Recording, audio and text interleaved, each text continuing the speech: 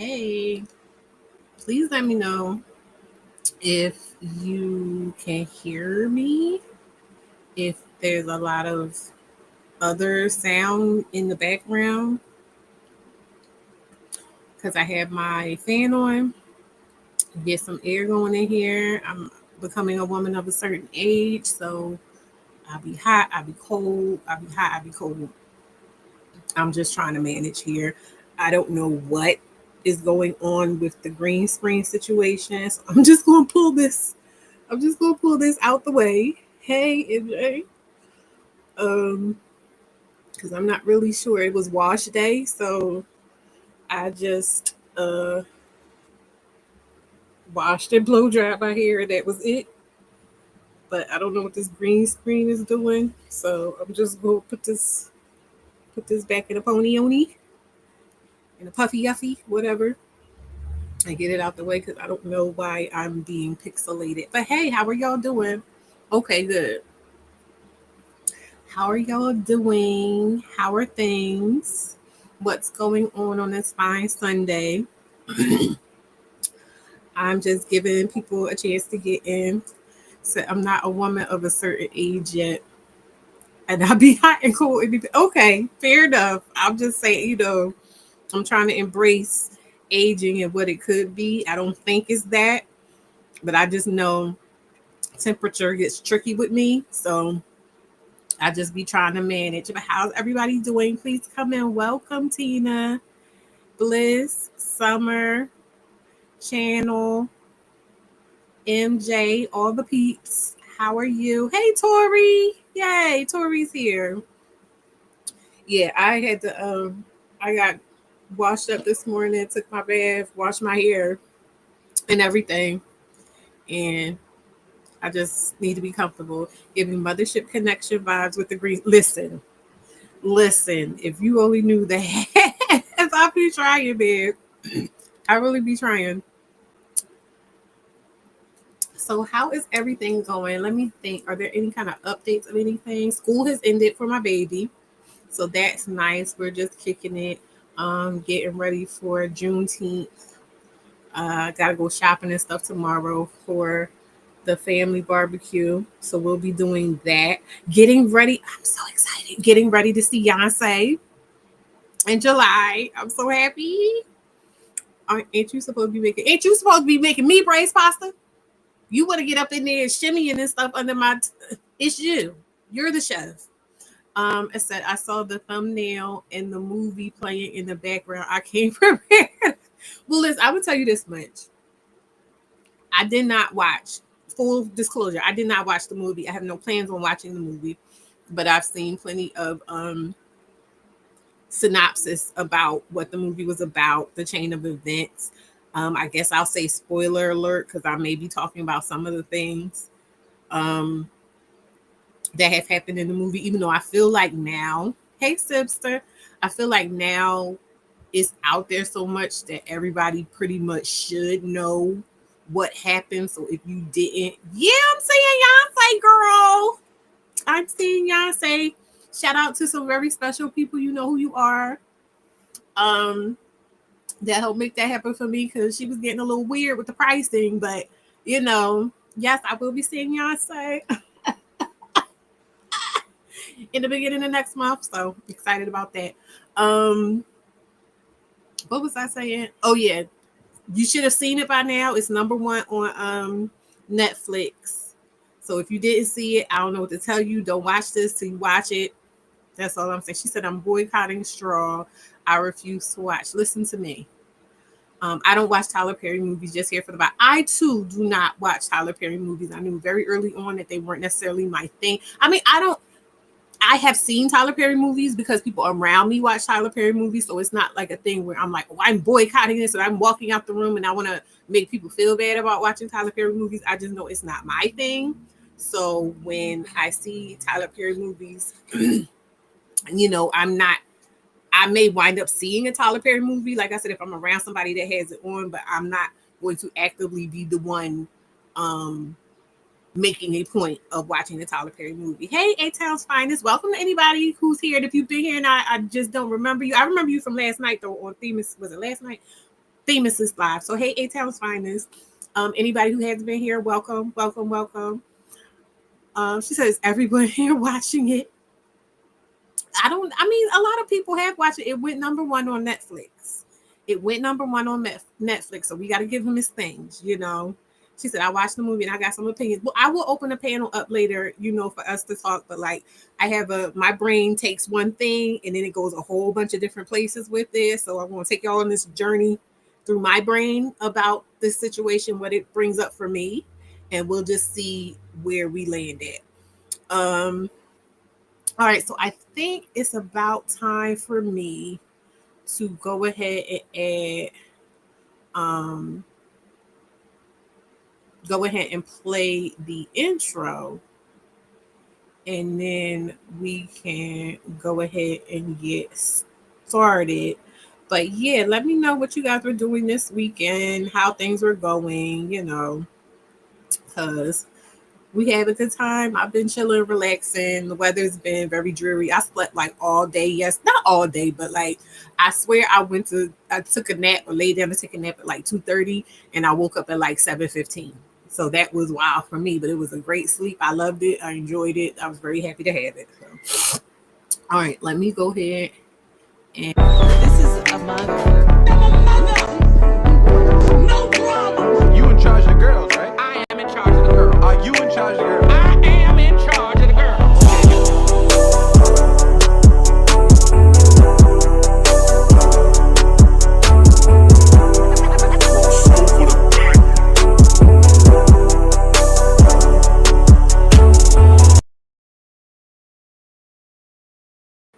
I was on camera the whole time. I didn't mean to be. Not that I was doing anything, but hey. So hi everybody. Exclusively elusive, sister, summer, fitness. Hey girl.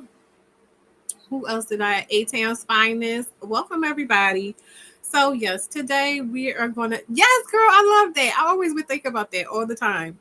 Um, so we are talking about what is happening here. Sorry, I'm trying to figure out what's going on with this thing here. Probably this.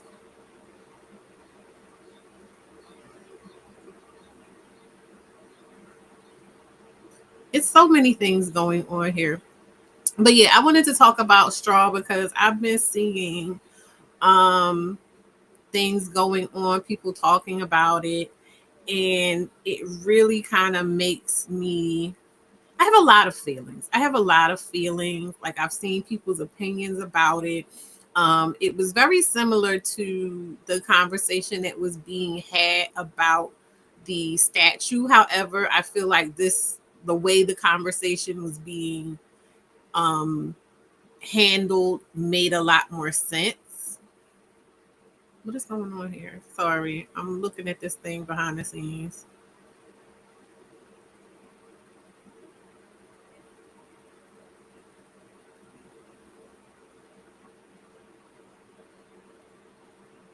No, I don't want this. Can y'all see me? Because I'm doing this thing here and it's making me look crazy. And I'm not really sure what is going on. Okay, whatever. People were talking about it, and a lot of people are feeling like it's trauma porn. And I gotta be honest, I feel the same way. I feel like, especially, I'm gonna show y'all. I'm gonna show y'all one of the thingies here.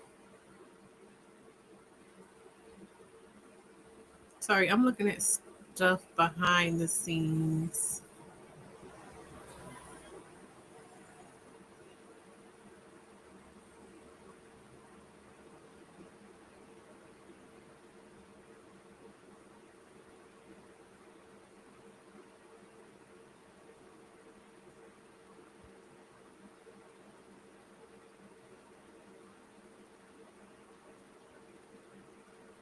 Sorry, I'm looking at this stuff behind the scenes. It's freaking me out. I just didn't. I don't want to. When I see Tyler Perry movies, thank you so much. You like the channel intro. I'm glad. When I see Tyler Perry movies, I'm just kind of like, okay, so there's an aspect of it where it's just like, oh, you just zoning out, having fun, whatever. I mean, and there are funny aspects of it, but for me, it just makes me. There's only so many times that you can tell the same story before it starts feeling like there's an agenda or there's something that you're playing out personally within your own life. And so when we keep having this idea, there's certain tropes, and I know I'm going over it, but this is just for anybody who's coming in, never heard of how I think or whatever, and just to be where I'm at as we're going through this stream of consciousness of mine. The women are always downtrodden and or not the nicest, not the kindest, not the most welcoming or nurturing or whatever. Typically there is a correlation between how much money or success the woman has and how unlikable she is. The men are either just absolutely dastardly and typically money, which is so weird considering the billionaire. We'll get there. There's this correlation between having a lot of money and or success and being just an awful person, like a villain type person, or just really nasty, mean, conniving, this, that, or the other. There's this idea of having these people getting a comeuppance of some kind, typically because of this idea of like, sorry, I'm looking for why this thing is not allowing me to just be big on the screen. I don't know what you guys are seeing. Oh yeah, and in the background. So I'm not understanding how this billionaire person seems to keep putting in these subliminal, they're not even subliminal to me. I see them, they stand out to me. But putting forth these ideas about people with money and this and that and the other, and it's just like, what are we doing here? And this is not me saying like we need to have propaganda about how great it is to have and pursue money, but I'm just saying like these are tropes that, considering the stuff that's supposed to be going wrong with our community, we need, I think, more of a blueprint of like, okay, how did you get where you are? You know what I mean? Like you could show stories about people truly overcoming in ways that aren't just about partnering, that aren't just about, these low vibrational plate type scenarios. I don't know. I just feel like you're to a point in life where you should have more to offer than that. But from a business standpoint, from someone who, pays attention to social media and is kind of playing the game of social media to a certain degree, I can appreciate the if it ain't broke, don't fix it mindset of like, this is what's working for me. This is how I made my money. So why would I stop? It's like, I get it. But at the same time, for me, again, it's that thing of like, how much of this is you thinking that like you've pulled the wool over people's eyes? Are you thinking about it? Just makes me kind of wonder about you as a person. Again, not necessarily playing into those tropes of, oh, just because you have a lot of money or whatever, you have to be a wicked person. But like, I don't know. It's just a lot of things. Let me read some of these comments. As a horror movie fan, trauma porn does not necessarily make me not watch something. TP has stated his poor craftsmanship is a reflection of his audience. Ooh, I can't possibly be his target audience. Yeah, I think a long time ago, it's back when Spike Lee wasn't really a fan, I was like, yeah, I'm more of a Spike Lee black. And I accept that about myself. I'm more highbrow. You know what I mean? And I accept that about myself. Hey, Bully Magnet. I'm not gonna fight it. I'm not gonna feel no type of way about it. I'm not trying to put anybody else down. If you like it, I love it. It seems to be working for you and him. So whatever. But when we get here to this point where we have people being like, oh my God, this is how we get here. This is how we get here. You know what I mean? So I do kind of have questions about who is who. You know what I mean? Like, who exactly all is it that is watching this, but also having problems with it? But, like, because that when we have these conversations about who's saying what, and then we come back and say, well, y'all said this and that and the other, but this is what's happening. I think it's a valid question of, are these really the same people? I'm sure there's plenty of overlap. Hey, Coco. I'm sure there's plenty of overlap, but I wonder about that. But for me, I was not interested when I saw it was coming out. I was just kind of like, oh, okay, whatever. I was never planning on watching it. I still am not planning on watching it. It's not something that interests me. However, the conversation around it interests me, and the conversation around this idea of pushing that narrative and that viewpoint of what it is to be a single mother. What is the Black single mother's experience? That's all me. That's me all day. Right. So that's why I'm here. That's why we're here. I felt compelled to talk about it in that sense, but also to add other aspects that I'm actually interested in. I said Tyler Perry lost me a long time ago, but he really lost me when he told women to settle for just the light bill getting paid by the man they choose to love and be happy. Listen, we could get to that. My issue is with Medea. My issue with Medea is the mediocrity. The art sucks. The trauma porn he produces wouldn't be so jarring if he cared more about the quality of the work of his product. The Tyler Perry starter pack, a downtrodden Black woman, unhelpful friends and family while chasing after a bum ass ninja, and then sprinkle something in about the Christian church or God. Absolutely right. Absolutely right. It said not to spill tea, but some of his employees will confirm. I've been hearing so many things for a long time from various places about like how he conducts business and stuff like that. Definitely not somebody I would want to work with.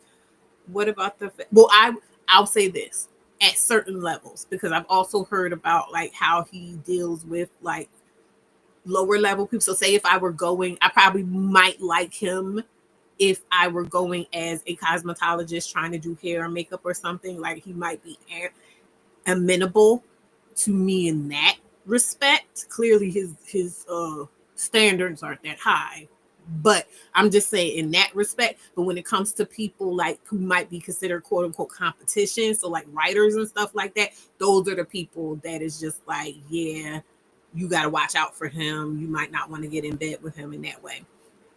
What about the fact that Black women have evolved in the past 15 to 20 years with education, access, visibility, etc.? The whole Supreme Court, Mr. Perry's work has not evolved to reflect this evolution. So we are going to get there. Like I said, I want to kind of start with, let me go back to making this big, making me big. Minimize the view. No, I don't want to minimize the view. I want to be big for now. So we're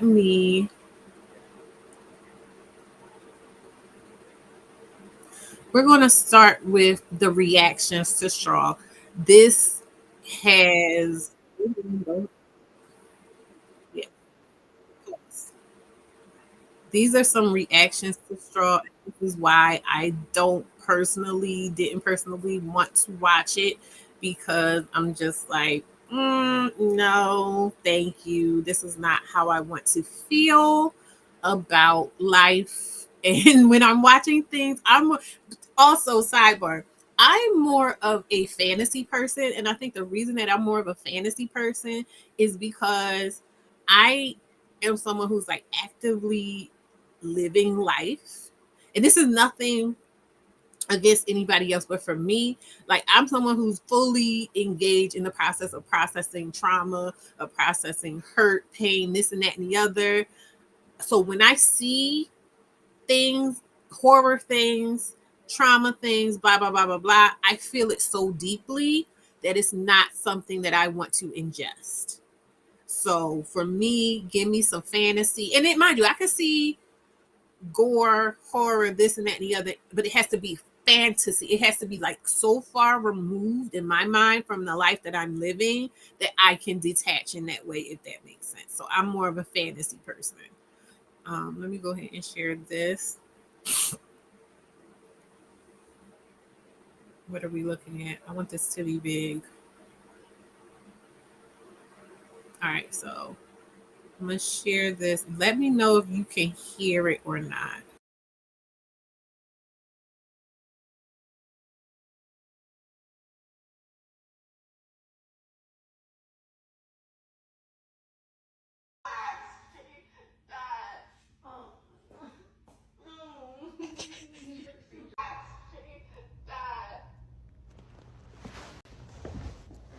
She had a seizure last night. We took her to the hospital. What? She died. What the fuck? What? She died. Oh. She had a seizure last night. We took her to the hospital. What? She died. Oh my gosh. She had a seizure last night. Oh my gosh, she's What? She died. She had a seizure last night. We took her to the hospital. Oh no. You serious? What? She died. She had a seizure last night. We took her to the hospital. She died.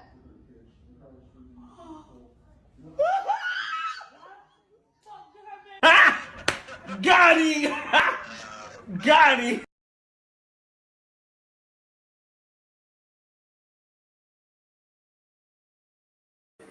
Okay, so yeah, that's why I'm just like, yeah, no, I'm good. I don't need that in my life right now. I don't need that energy in my life right now.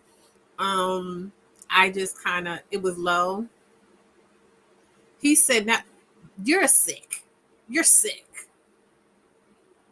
Um, I tried to turn it up as much as possible. That was like as loud as it can get, but you really did. I think you could see the reaction. Hopefully you got the point there, because it wasn't so much about what they were hearing as about their reactions. Hopefully, I'm conveying what it is I'm trying to convey with that. What does it say? I saw someone's grandma watching Straw and crashing out. Exactly. Not you want to watch. Well, I mean, hey, I can't do no damage. It's already number one, so do you? It said this movie needed a trigger warning, even though I knew it was coming. I still cried a little. Don't watch. Oh, I'm not. I won't be. Like I said, I full well know. I know the twist. I know everything that happened. So yeah, I don't want that emotional energy whatsoever. I don't need that. No care for women that have lost children. Look, yeah, absolutely. So it's not something that I would want to experience for myself. Also, when I hear the story and I see people's reaction, and especially considering the conversation that was had about the neutral, I will continue to say the absolutely 100% neutral, what was that called? The statue of that lady, and the narratives that were drawn out about that lady, what she was doing, what her life was like, why she was dressed like that, what she was feeling, what she was thinking. This is not neutral. This is very clear cut story that feeds into all of those narratives that were thrust upon that artist and that art. And this is full clear cut. That, all of that. And it's just like, I don't necessarily want that. And I'm not offended as much as I am just tired of it, because of how women like me have had to carry. I don't carry it as much now because of the things we'll get to, towards the end of my little spiel before I open up the floor to talk about it. But I know the weight of carrying that stigma, of carrying that narrative around, of fighting against that narrative. And I take umbrage with that because I'm just like, it's so unfair for a lot of reasons that I will discuss. And again, Tyler Perry has never had to carry that stigma, and he most definitely for the last decade and some change, maybe how long has he been rich like this? I would say closer to 2 decades at this point, has not had to deal with those things. So for me, I don't appreciate him um banking in that at the expense of women who looks like me. Yeah, having to carry it's so unfair. She said one thing I want to look into are the few women saying they felt seen by the movie. Here's the thing. I recognize it. I'll say all the time, I am privileged.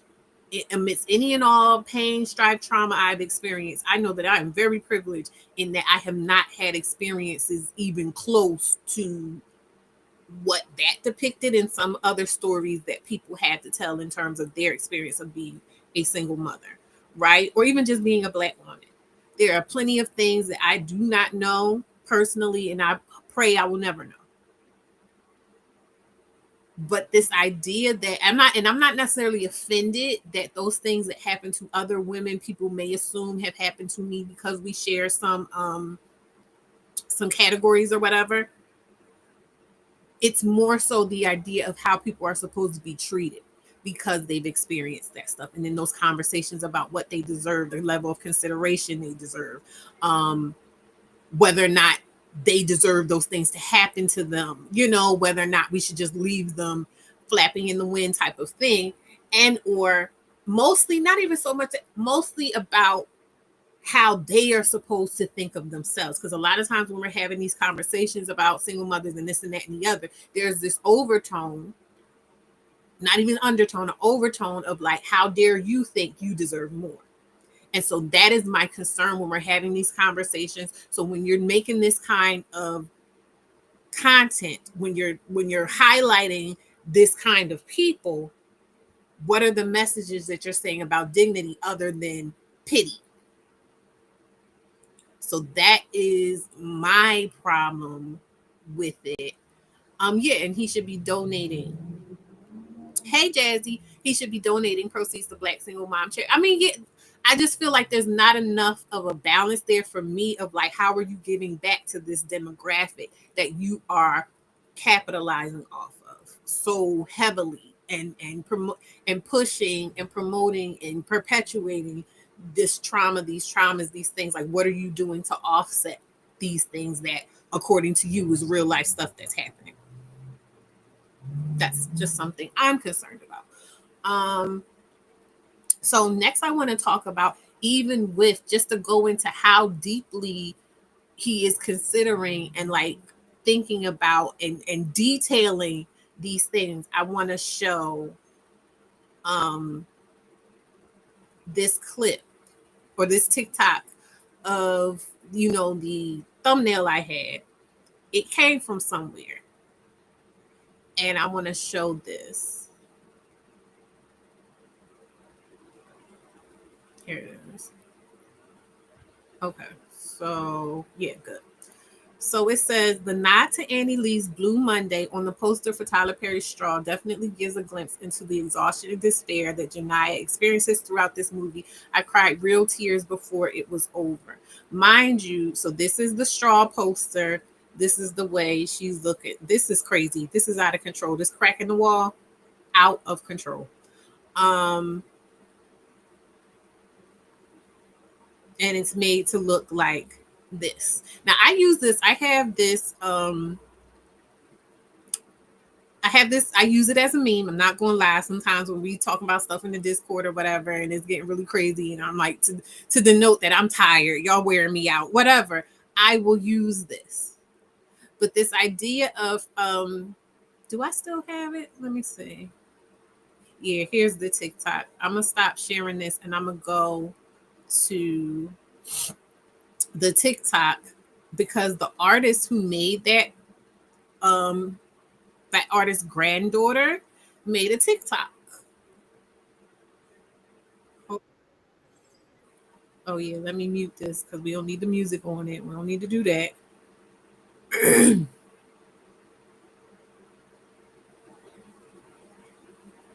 Do. Okay, so this is the artist's uh granddaughter, and that's the artist.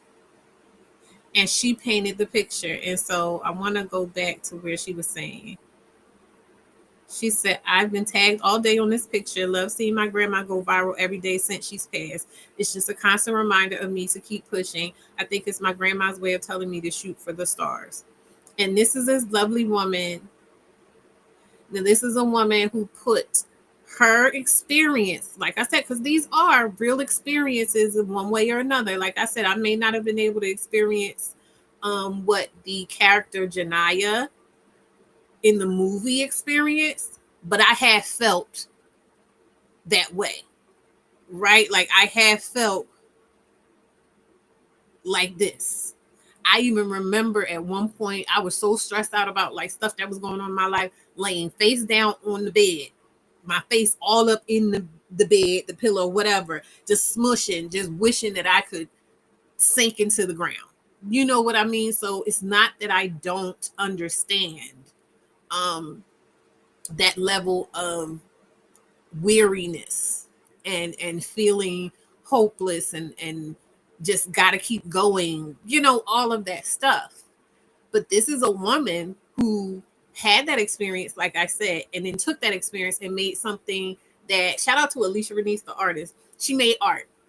She made real art that was able to convey this feeling that so many people to this day, even after her death, are able to relate to and look to and go, yes, that is it. Right. And it's not anything that is like embarrassing. It's not a minstrel show. You know what I mean? It's not overemphasized. It's not exaggerated. It just is. And when I look at this, I feel seen. When I look at this, I resonate with it. I feel it. It's not just something that is evoking. It's not just titillating me. You know what I mean? And so for me, I don't necessarily, I can't get into what Tyler Perry does because to me, it's not this. It says, I'm not certain, but I believe Lizzo used that same pic to inspire the visual for one of her SNL performances. It was just beautiful and dignified. Oh, I had to look at that. It said, yes, it's important to highlight that although the emphasis in the movie is placed on a particular demographic, the underlying messages throughout are applicable to many, if not all, Black women. Yeah, like the idea of strife and indignity and all those types of things definitely can relate to that. So it's not about, oh, I don't want to see it. I'm not saying what the people were saying about the statue where they're just like, oh, let's fake it till we make it. Let's fake it till we make it. Let's not see anything that we don't want to see. Let's just promote a fantasy unless and until we can become that. And like, no, that's not what I'm saying. She said that was me for so many years. Absolutely. It's not the same, Bliss. It's not the same whatsoever. It says the more exposure to art one has, the more clear it becomes. Yeah. I mean, I like more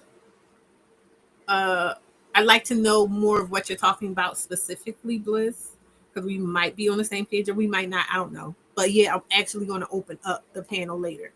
But I just wanted to note, like, so it's not a thing of like, oh, we shouldn't be talking about this and, you know, we don't want this conveyed in any kind of way. But like I said, there's a difference between someone just expressing the sentiment and someone capitalizing off of the experience and the trauma and being able to pluck at those heartstrings or poke at that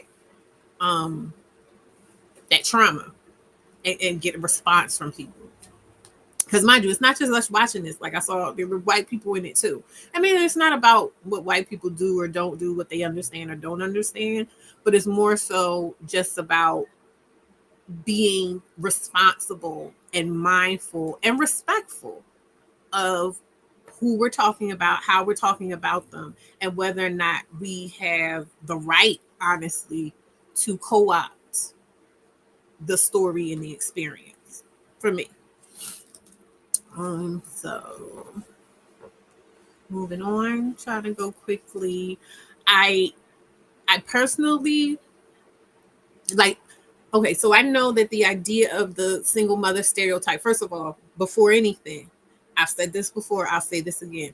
Level up single mom exists as an antithesis to that complex stereotyping of the Black single mother. Level up single mom exists as a someone before you said a beacon, of what is possible. And I know I am not a savior, right? I am not a savior. I am not the quintessential example of what you should be as a single mom and da da da da da da. But it's more so me making an intentional, conscious decision to fixate on that idea of a single mother is not just this. A single mother is not just what Tyler Perry is continuously promoting. Single mothers, Black single mothers, are people. Specifically, we are women. We are women living in the world, figuring our own stuff out, finding our own paths and walking them throughout having to navigate those stereotypes, having to navigate racism, sexism, all types of prejudice and things that have nothing to do with motherhood, then adding motherhood on top of that, then adding, the fact that you're not married and everything that comes with those things. So we are still just people amidst all of that baggage that people are putting onto us. And right now, I want to kind of focus on the aspect of that stereotyping that has to do with painting us out to be naive and or hyposexual and or man obsessed and or neglectful and abusive to our children. When it comes to specifically the naivete, the hypersexualism, the man obsessed type of thing, I think that I am definitely having to do work of unpacking that in my own life because of my experience as a child of a pick me mother. You know what I mean? So I do have my own baggage when it comes to that. And there are many things that experience of the child of a pick me mother has shaped in terms of how I have chosen to participate in motherhood, how I've chosen to build my life when it comes to structuring how I'm going to deal with men romantically and sexually, and how I'm going to mother, and what that means to me, the responsibility of that. There is a conversation happening right now in terms of the idea of, for feminists, whether or not you are doing yourself a disservice and women at large a disservice by continuing to relate to and interact with men sexually. Like, is there a way to be sexual with men that is not inherently a betrayal of your womanhood and of women in general? And I kind of want to scratch into that because I felt like amidst all this stuff that's going on, I feel a connection there. For me, it's a question of like hypersexuality versus unhealthy attachment styles. Because one does not necessarily equal the other, but they're very much so, in my mind, overlapping a lot of times. I think I'm just gonna go ahead and share like this thread here. Why isn't this opening? Sorry.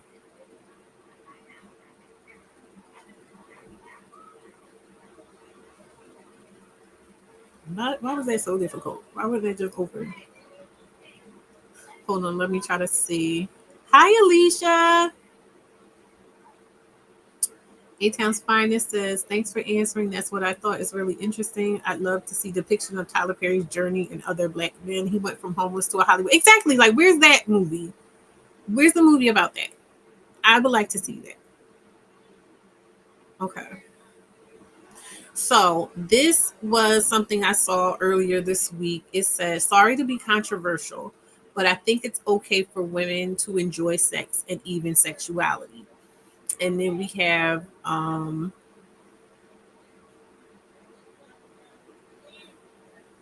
it's a I feel like I think I'm going to share my notes on this somewhere, or my outline, so people can like go to the things themselves. Not right this second, but I think at some point, because you guys can kind of go and see. Are you seeing this? You're not seeing it. Oh, I'm sorry. Here it is. It says, sorry to be controversial, but I think it's okay for women to enjoy sex and even sexuality. And so this is a conversation. It sparked a lot of retweets and everything. Let me go find the retweet. There was another one.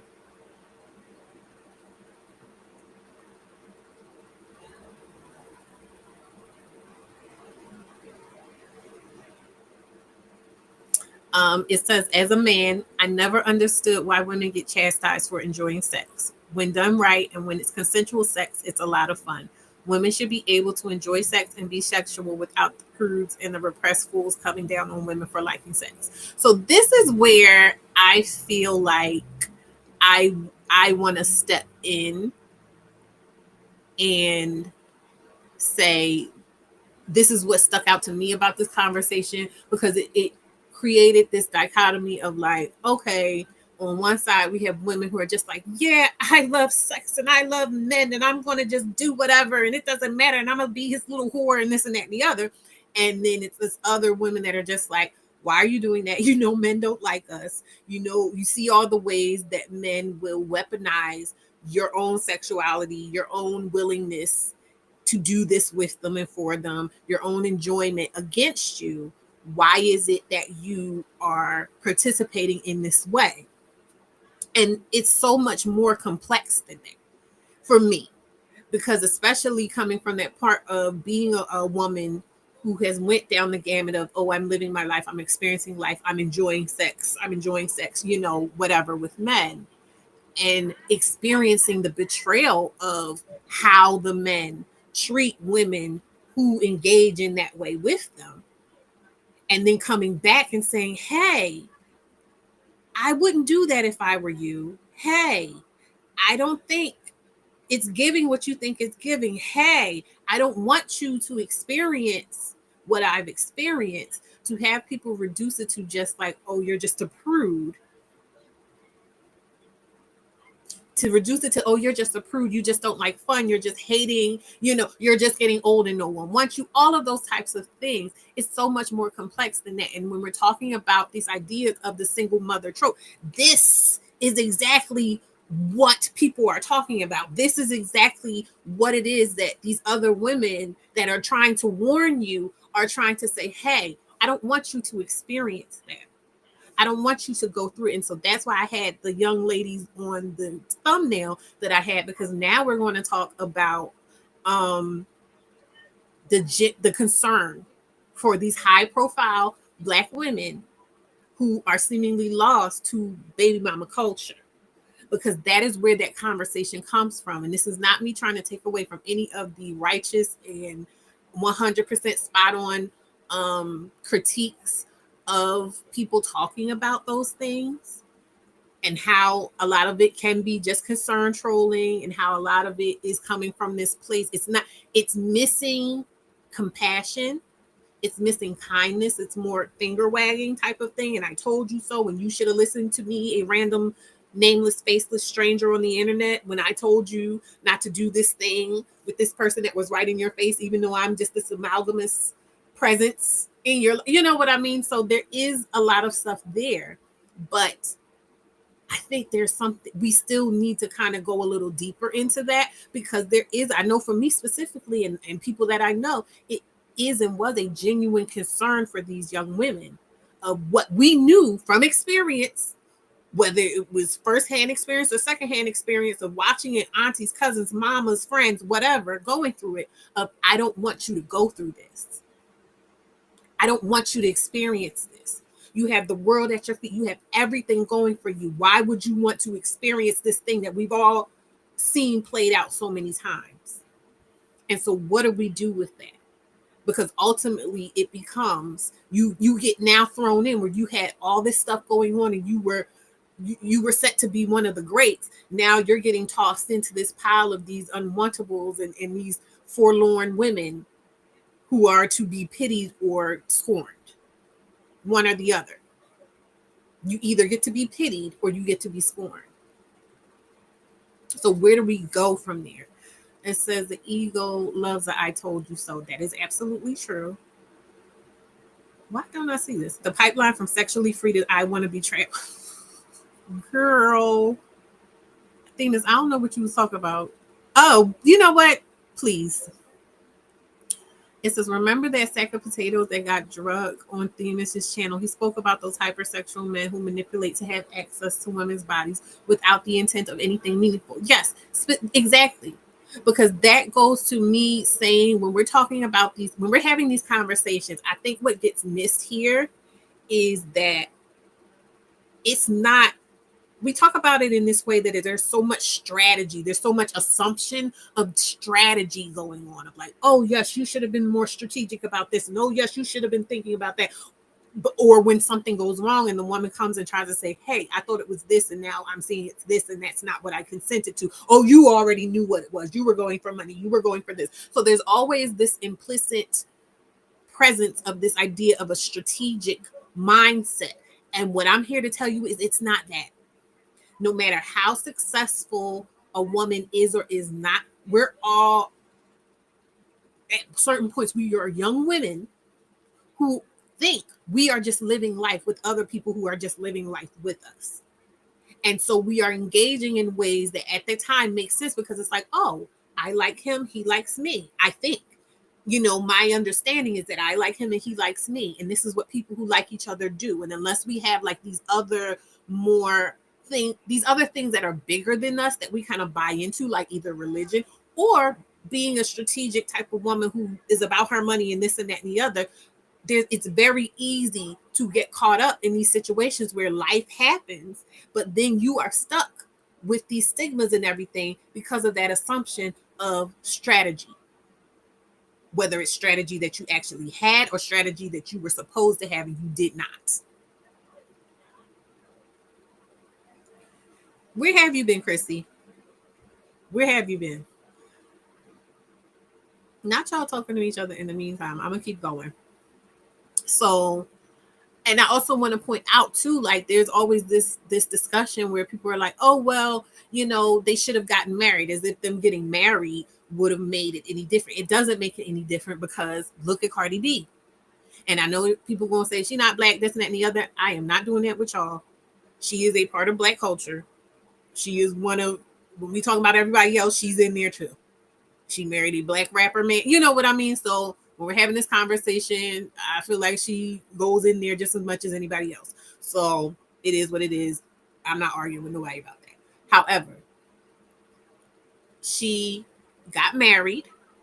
She married before she carried, all of the things. And yet and still just for her husband, when things went south, when he got caught doing what he wasn't supposed to be doing, not living up to the promises of the marriage and this and that and the other, what did he say to her? Oh, you're my baby mama, I won. So that denotes an intentionality, and that denotes a level of intentionality and a level of awareness that my hypothesis is these men know. And they know a whole lot more than what the young women know in terms of the rules of engagement and what's actually going on when we're going out. Because I experienced, this was my experience. I thought I was just living life. I thought I was out enjoying my sexuality. I thought that I was out dealing with other young people who were doing what they do and living how they live. And we were just doing stuff together and stuff happened. Only for me to find out when it was too late that, oh no, there was always a tally with your name up top. There were always things going on that you were being judged for and by with the people that you were doing this stuff with, and that you will have to carry, and your children will have to carry. And people don't know. Hey, these girls don't know. And what I'm saying is even the girls that are successful, they don't know. They don't know. I also want to talk, since we're talking about marriage. I mentioned yesterday when I was on Themis's channel about this lady who was married, and she was talking it. So this goes into this idea of like the men knowing and what we're going through, and also this idea that, hold on, my mom, don't start talking yet, boo boo.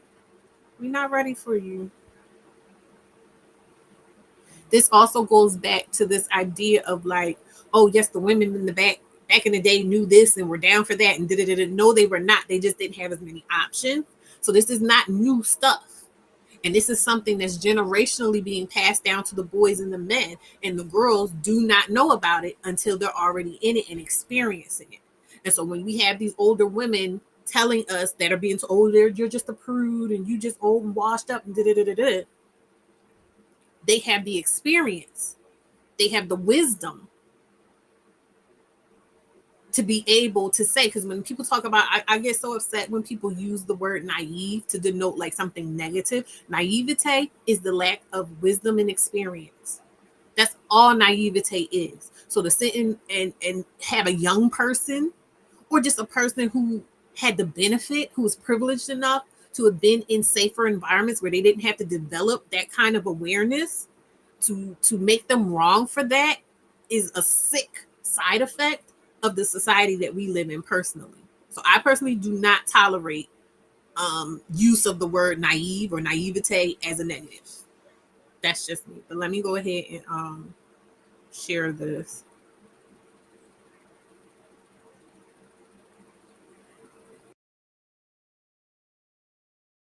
Mom, I said, you want to be single? As you've been living a single life ever since we've been married. I since you want to be single, I'm gonna set you free one day, and you gonna be single. I said, you done messed up 20 years of my life, but you ain't gonna mess up 20 more. Ooh. He went us doing laugh, ha ha ha, with his little friend that come by and they leave with her. And he went to let Lord. I didn't say nothing. I just kept on cooking and cleaning in the kitchen. And I said to myself, I'm gonna have the last laugh. You beautiful. You come on me with divorce. You're beautiful, You girl. run over my mama house every day looking like a fool, trying to act like he was crying so weak. Cause I left, it was like he was so hurt. And mama said, you all be ashamed. Said, that poor man is so pitiful, I feel sorry for him. I said, nobody feels sorry for me. I said, he didn't either. He'll be all right. I said, I was. And I said, at least he didn't have 5 kids to see after when he left.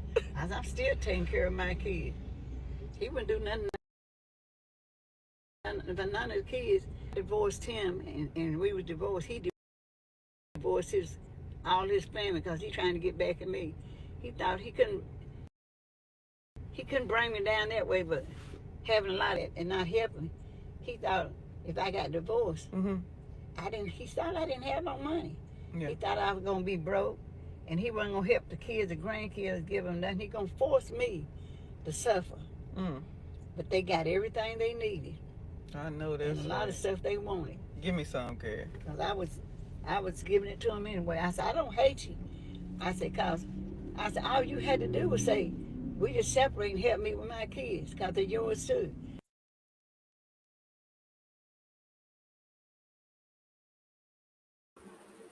Could y'all hear that? I'm sorry, but could y'all hear that? Let me know. He said, send that to me. Okay. Yeah, Granny said enough is enough. But that's the thing, because you go into these, and mind you, she probably got with that man when she was very young, because back in the day, they would get together pretty young. They would be together. Maybe somebody got pregnant, maybe they didn't, but they were married pretty young. And by the time you figure out you 4 or 5 kids, 6 kids in, and you realize, oh, he's playing in my face. And what do you do with that? But this idea, this understanding that, oh, now you have kids. Nobody's going to want you. Nobody's going to put up with you. So you either got to deal with the devil or you got to brave the outside because your prospects aren't the same. And this is not something, if I had known that this is what I was going into, that these are who I was going to be around, that was who was approaching me, potentially, because I don't care what people say, even the best of guys still identify with that stuff. Even if they're not bold enough to move in that way, they identify with that stuff. And you're not going to tell me they don't. It says, I love her being able to be honest and witnessed by her baby. She's telling the truth. Yeah. Okay, everybody heard it.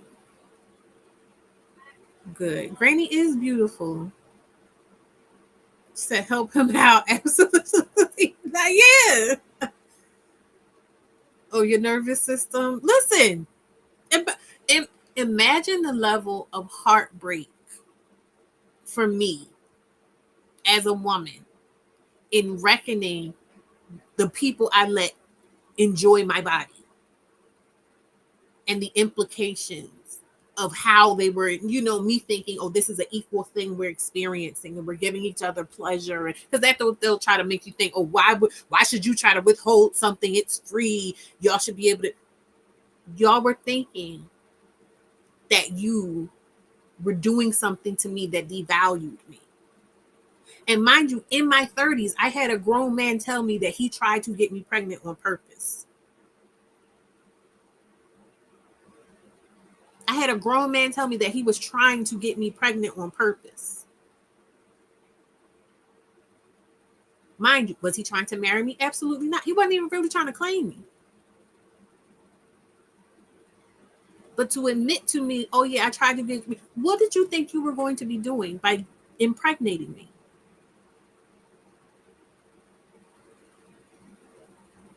It's not a joke. It's not a game. That was when I really knew. That was when I really truly understood. Oh, there's no saving these niggas. It doesn't. It's not an age thing. They're not going to grow out of it. You know what I mean? Like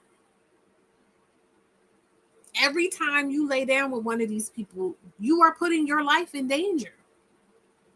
And mind, this was me as I got 2 kids by 2 different men. My baby was like, my youngest baby was like 5 or so, anywhere from like 5 to 7. But I'm saying, like, I'm supposed to be worthless. I'm a big girl, dark skinned, unambiguously black, everything. But this man was still trying to trap me with his baby.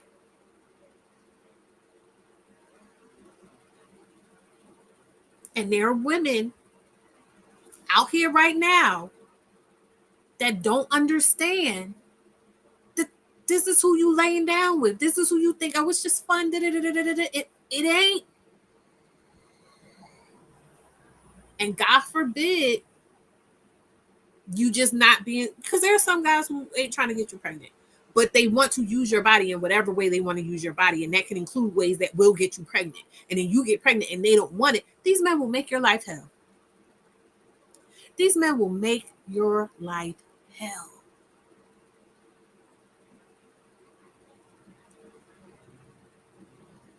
But these young ladies, as we can see, Kiki, what's that girl name? Sky, I have a lot of questions, but still Sky. Cardi, what's baby girl name? Hallie. And then they even got, what's that baby girl? Naomi Osaka. She's going through baby daddy stuff. It's not a joke. It can happen to anyone. And instead of people examining and saying, okay, what are these? Because everybody wants to get social when it's about the system. What about this system of what the fuck black men are doing to black women in this way? What about that system? What about that culture? What about that? No, it's baby mama culture. What about the culture of men utilize recreational use? And the thing is, because again, getting married does not save you. Because if you do something that makes the man feel beneath you, if you do something that, and it don't even have to really be anything you did, but just if the man feels any type of way, he can always revoke whatever status validation he was giving you by making you his girlfriend, by making you his wife, whatever, and say, oh yeah, that wasn't real. There's always can be a revisionist history. No matter what it was at the time, at the moment that got you to engage. It says, I'm going to need these kids to stop feeling sorry for these dusty men who left their mothers. Yeah. My son's father said it after my son was born. And there's nothing you can do. By that, She said, the way my ex, listen, the baby trap is real. Thank God that didn't work. Right. Marking his territory by impregnating. Yeah. It after a while I realized like and this is what makes it so sad. Like we was watching Cam Newton last night and you see Cam's insecurity or whatever. I really like that man. I really like that man. I thought he was smart. He didn't seem to think he was smart. I thought he was so smart. I thought he was industrious. Like there were so many things that I wanted to respect him about in terms of stuff he wasn't even paying attention to. But he was so busy trying to make me see something else about him that who would want to see that? He wanted to see himself as a player. So he eroded any and all of the genuine respect I had for him as an individual, as a human being, trying to be a player. And he thought he could trap me. And a lot of it was from that stigma of, oh, she already has 2 baby moms. Because we talked about something. I would tell him, like stuff when he asked me about what happened with this and that and the other. I just, oh yeah, it didn't work out for this reason, blah, blah, blah, whatever. But he assumed that because I had been through that stuff before, that I was vulnerable and susceptible to it. Even though I was telling him in his face, yeah, I'm not going for that. I learned from that. I know that's not what I want. I know I'm not going to do, I'm telling him I will be by myself to focus on caring for the children I have before I will go and do all that other stuff that I was doing before. Because that stigma of the Black single mother it doesn't create predators, but it draws predators. Because the whole idea of creating this hierarchy of women who deserve this or that or the other, and women who don't deserve blah, blah, blah, blah, blah. It's this mindset of, oh, well, I can do this stuff to these women. Nobody will care. It doesn't matter because they don't deserve to be treated well. So this is why we need channels like, for unassuming women to deal with anything this toxic and cruel is. It is so much. It is so much to deal with. I say it all the time.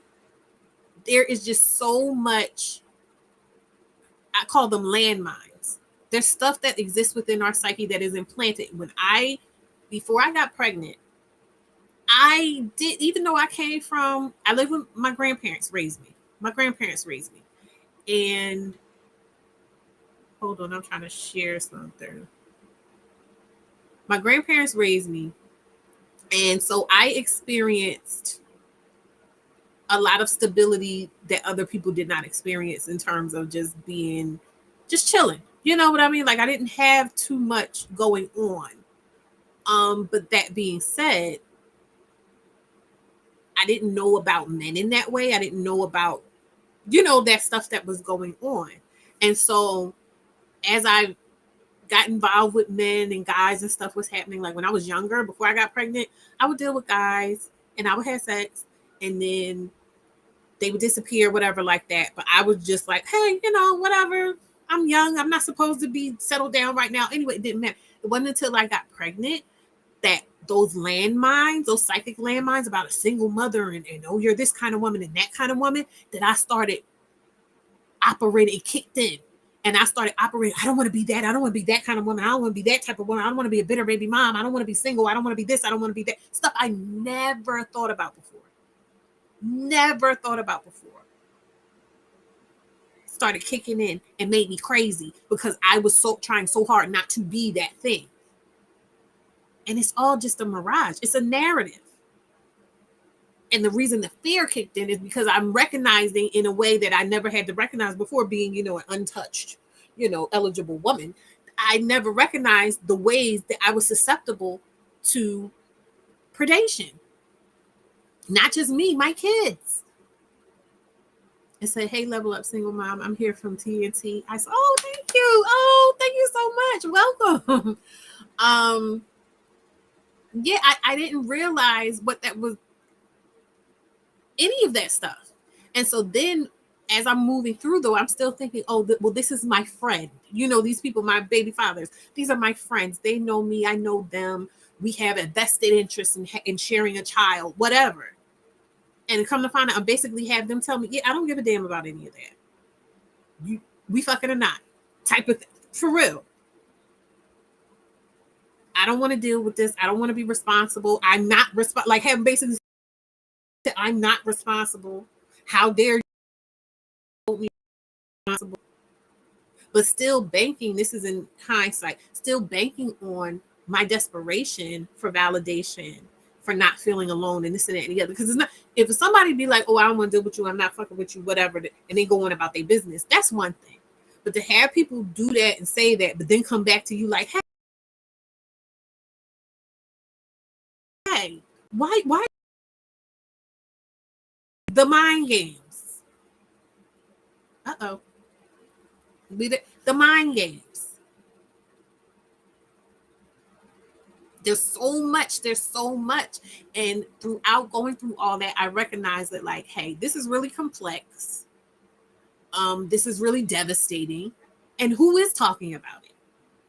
Who is talking about it? At least not in this way. Because when you come on the internet, what are people talking about? Oh, how you get a man? How you keep a man? What you need to be to have a man? What men want? What men don't want? Who's a better woman? Whose pussy is better? All of that other stuff. And nobody's really talking about the humanity of just existing as a single mother, with the stigma of a single mother, and how that affects you, how that affects your self-esteem, how that affects your idea about what you can have, and therefore the things that you actually put your efforts and stuff towards. And even now, like when we saw Sierra, because clearly I was inspired by her song and her experience or whatever like that. But even then, that's still, even she is still talking about, oh, you need to get married. Oh, who's getting married? Oh, marry. When a lot of us are not going to be married. A lot of us are not going to be married. She's supposed to lay down and die. The conversation that was had about the McDonald's mom. Remember the mom who had the multiple kids, and the one father of the one child was bringing McDonald's for the one child, and she was just like, that whole conversation. And people coming up and basically saying, oh, well, if I'm with the man, then I need to be having a tally of how she's spending her money and this and that. And these mindsets about how women need to be treated because of these commodities called men. And taking ownership of a man, and being the man's woman, and oh, I'm the wife, and this and that. Like, it's ridiculous. Because some men do this for sport. It's a type of pathology. I hate to suggest it, but it's common. We see this again and again. Baby mama culture is failed fathers. Naomi gave up her career for a while. But does she have to have given her career up? That's the thing.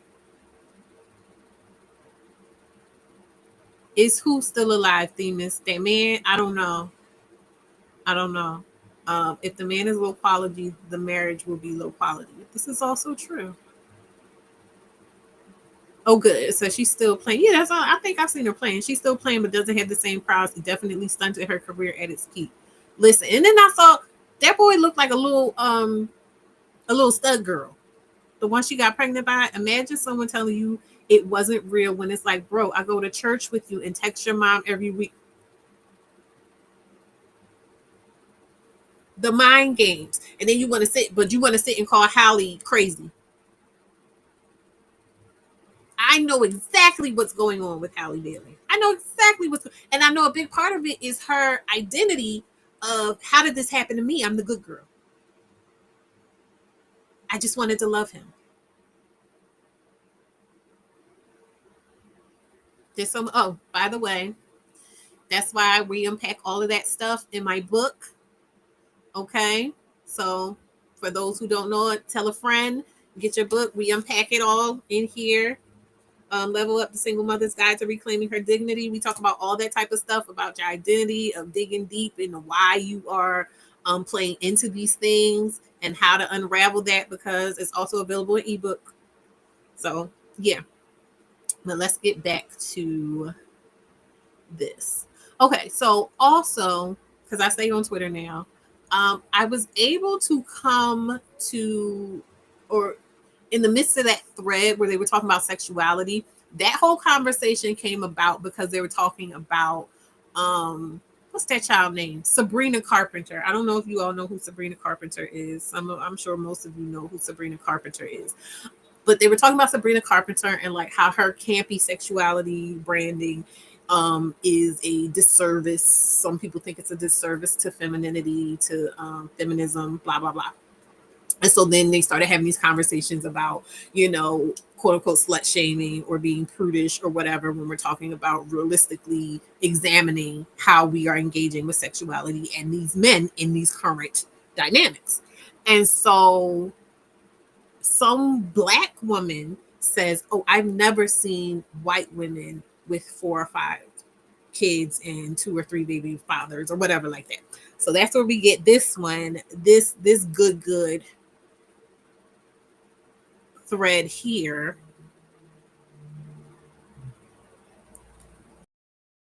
Let me go ahead and share it.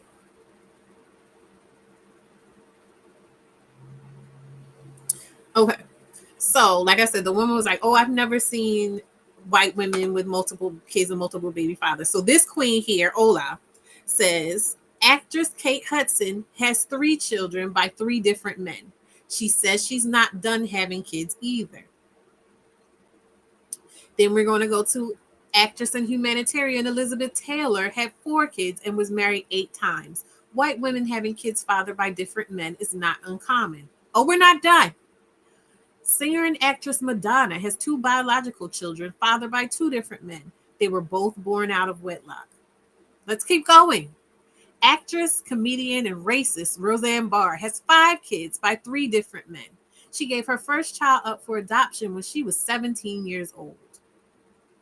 Model Heidi Klum has 4 children by 2 different men.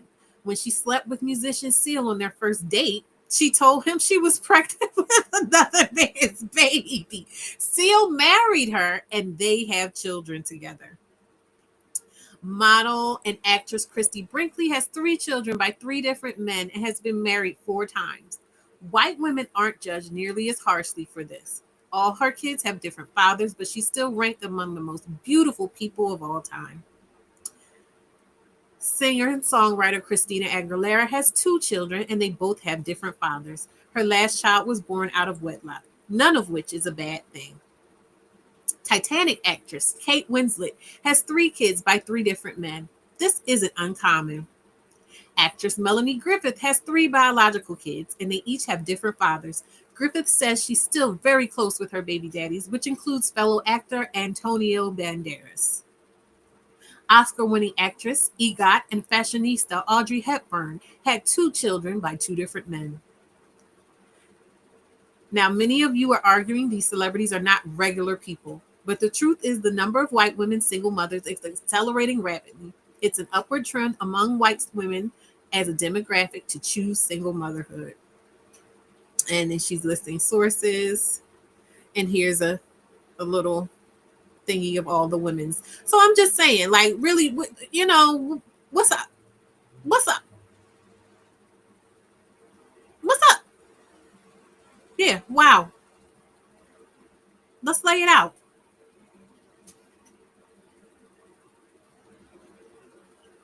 I'm just going through here. It's a traffic fake. Listen, that's what I'm saying. Y'all gotta get on Twitter. Twitter's pretty cool. I like it. I'll be enjoying myself. I don't know I know there's some wild things on there, but you can curate your feed pretty well. And this is thank you, Bliss. This is exactly it, because I want to bring that to my point. I had pulled up a summary, an AI summary. Let me get big. Let me stop sharing this. Let me get big. So I have pulled up an AI summary of a term called Femme Noir Reclaimation. And Femme Noir Reclamation refers to the act of reclaiming and redefining the term Femme Noir, which can be interpreted in various ways, often drawing from the concept of the femme fatale in film noir being like the old black and white whodunit movies, and reimagining it through a feminist lens, particularly by Black women. But this is where I was going with it. It involves rejecting negative stereotypes associated with the trope and embracing a more nuanced and empowering representation of Black womanhood.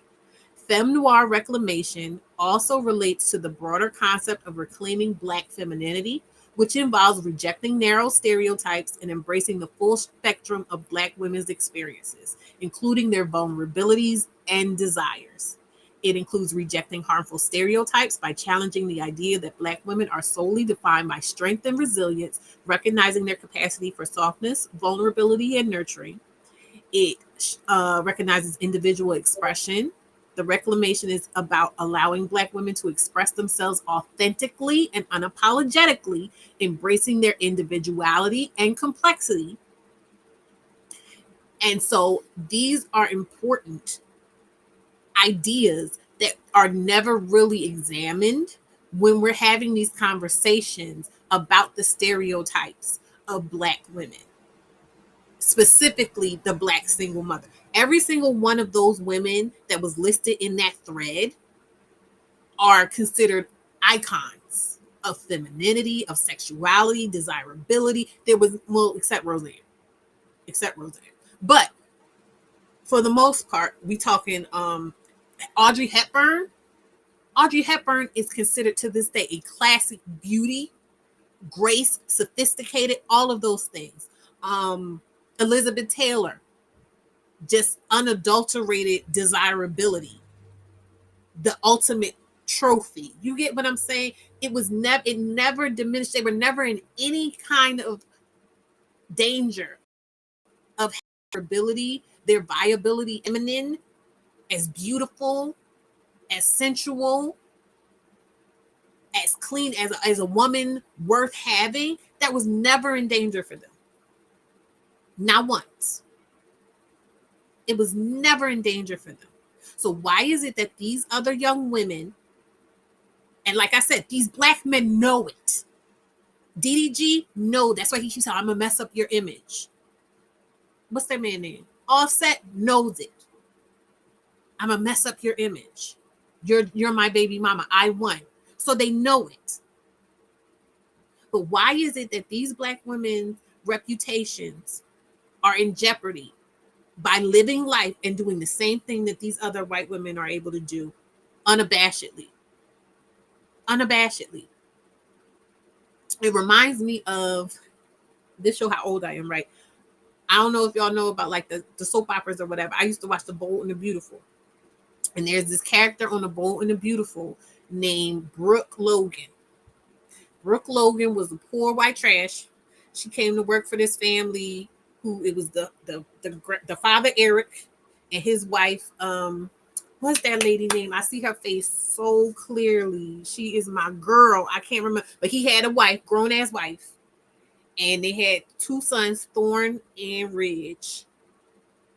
And so Brooke comes, Ridge falls in love with Brooke. They living together, they happy, they get married. Somehow, some way, Eric, Ridge's father, falls in love with Brooke, divorces his wife, gets with Brooke. Okay? They have children. Then she gets back with child. When everything was said and done, she was with Ridge, she was with Thorn, she was with Eric, she had some daughters, she was with they men, had babies with them. And every time it was just, what's going on? Why are you doing? Oh, it's just love just comes. You never know what's going to happen. She's able to just go with the flow, no matter what. Stephanie, that was her name. Stephanie is the wife. Yeah, you know her. Yeah. Stephanie was my girl. Okay. Yeah, I mean the stories. Yes, I do remember the stories. But Bold and the Beautiful was my stuff. Like, even over Young and the Restless, Bold and the Beautiful was my stuff. I remember when they had Usher on that piece. That just go to show you how tapped in they was for me. Yeah, but yeah. It's girl, listen, the last I saw of it, they was together. Her and Ridge was still together. They was traveling. They did something else, whatever. She's still there. Yeah, I know. But she always comes to my mind, and how she just was like, fuck it. No matter what was going on, no matter who could get hurt, she just, I'm going to do whatever. But white, blonde, blue-eyed lady. And that's exactly how it goes. But these women, you get with a man, you thinking it's all copacetic, you do your thing or whatever, whoopsie, we're pregnant. And now all of a sudden you're the bane of you're literally everything that's wrong with America. Your black ass, your black woman is everything that's wrong with America. And the rest of these women get to go down in history as the epitome of beauty, femininity, sexuality. You can't even sing your little songs. Sing your little songs, playing your little shows, whatever. Your whole life has to be ruined.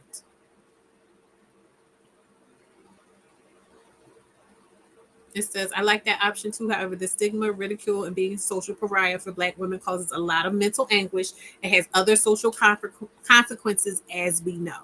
Yeah. Erica from All My Children was with everybody. Look, I didn't watch All My Children as deeply as I got into Bold and the Beautiful, but I do remember all them stories. Everybody was with everybody. Everybody was with everybody. This is not my stories now. Listen, my grandma loved. They got a new story. It's all black people. My grandma loved it. I haven't watched it yet, but my grandma, she's posted every day watching. She said my mom still watches it. They still going strong. I hate when they do the recasting. You be like, who the heck is this? I hate, like, that is so jarring. And then when they be going from one story to another, so you be like, hey, that's so and so, but they over there being somebody else. Like when what was his name? What did she call him? It was he was on Young and the Restless as somebody, and then he died because he fell through the ice. And they Brad. His name was Brad, and they called him a Brad sickle. That was so ignorant, right? Then he went from there because he was dead there. He went over to Bold and the Beautiful. He became Dollar Bill Spencer. But I like Dollar Bill. I like Brad too. I think I just like the actor. He's funny. I like the way what he brings to the characters. It says my aunt watches the all black. Listen, what's it called? The Heights, the Hills, something like that. And they be looking good. I be peeking in. They look good. It's giving. It says, for instance, Taylor Swift's dating history and reaction versus Lori Harvey being called a thought on the regular. Just say, I will say, especially with like Donald Trump, and maybe we'll see more of that now because the rise of the incel or whatever. Donald Trump be coming at Taylor hard. He be coming at her like really, really bad. But in a general sense, yes, I agree with you. What's the black one called? I don't remember. Delilah.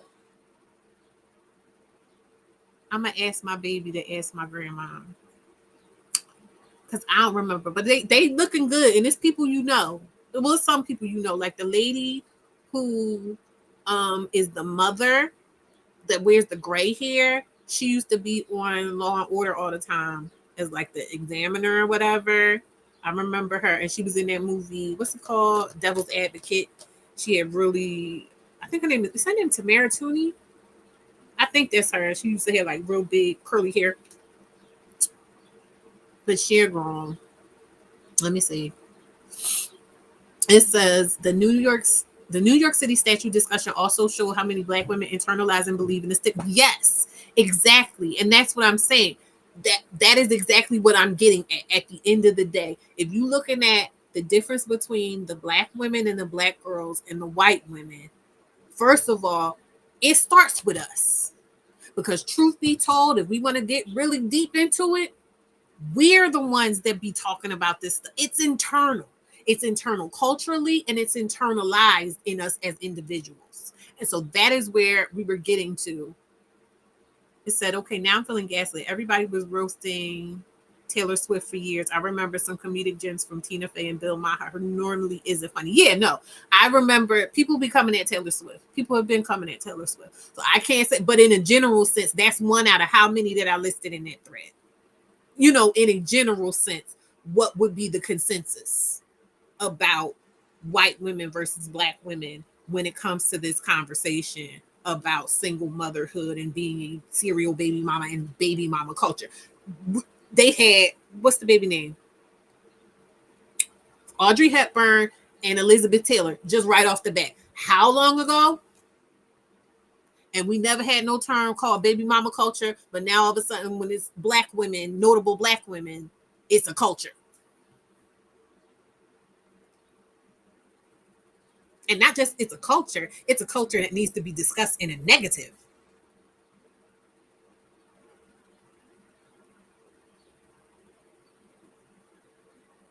Okay. All right. Cool, cool, cool, cool, cool. So, I have a theory. I haven't, or the welfare queen, right? I haven't fully fleshed it out yet. It's pretty, I'm going to have to do some work on it, and eventually I'll be doing some content about it. But I have a theory. I've mentioned it in passing in like Demus's server and this and that and the other. And I call this the vulnerable median theory. My vulnerable median theory is that there is a spectrum. There's usually always a spectrum.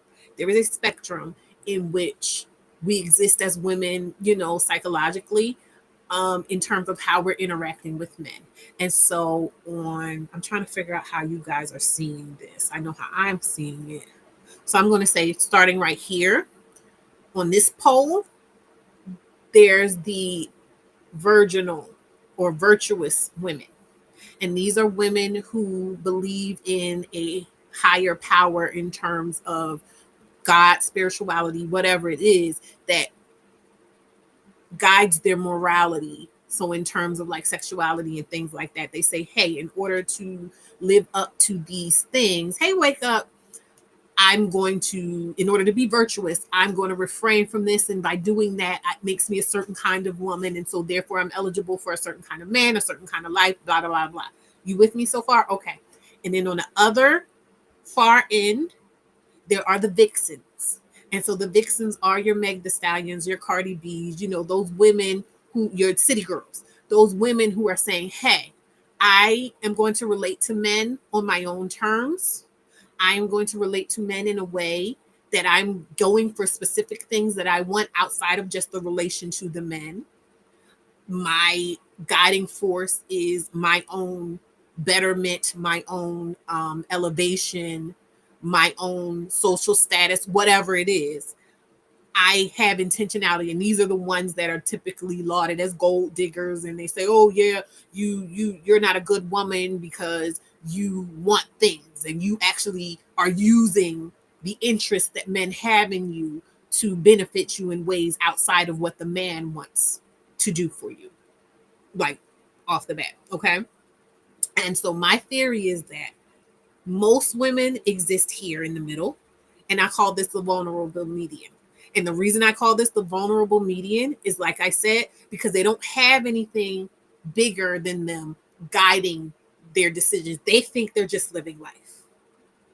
So the farther away from like a broader thought system, a broader decision making intentionality you are, the closer you are to the middle. So for instance, a Halle Bailey wouldn't be all the way over here because she never denoted anything about God or spirituality guiding her belief systems, but it's clear that she thought she was somehow better than, say, Ruby Rose, who would be closer over here. But I would bring her in here more like a girl next door type of thing, because she thought, oh, well, I'm a good girl.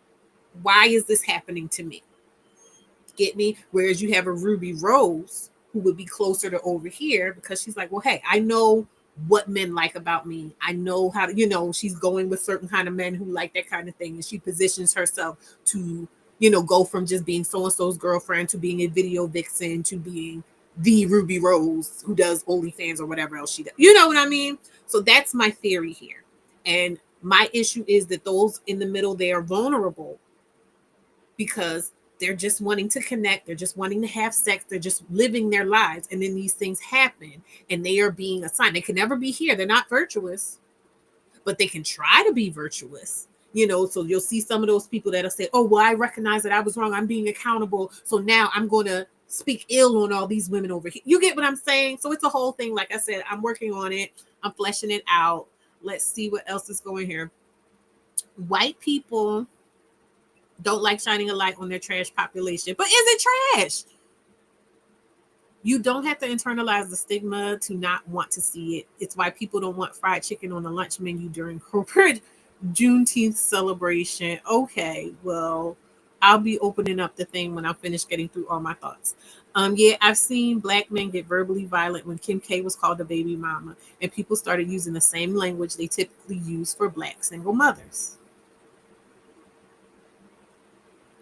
Uh, they're mad at Taylor because they actually want more white children. Yes, that's the only reason they're mad at Taylor, because Taylor's like, oh, I'm going, because those other women are still having white kids. But Taylor's just, because they get mad at women who have like mixed kids and stuff too. That's why Tyler Perry films hit a nerve, because he could shift the mindset of many if he valued do exactly. Exactly. Let me see. Sorry, I'm trying to get through.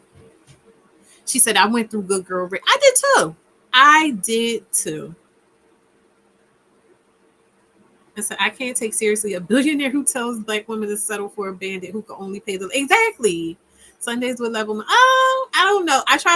I'll be putting pressure on myself. What was I watching? Alicia was talking about something. She was like, I'm not going to put pressure on myself to do it, because then I'm not going to want to do it. I'm the same way. So I'm going to just come to you when I can come to you with it. But I'm trying to bring you the value. Okay. It says, where there is a black girl in the middle being black in the middle being black. You got a song for everything. What an interesting theory. I will sit with it for a while. Thank you for listening. Thank you for hearing me. Madonna horror complex is a tool of patriarchy. Absolutely. Also realizing hold on, Mom. What's the name of your show?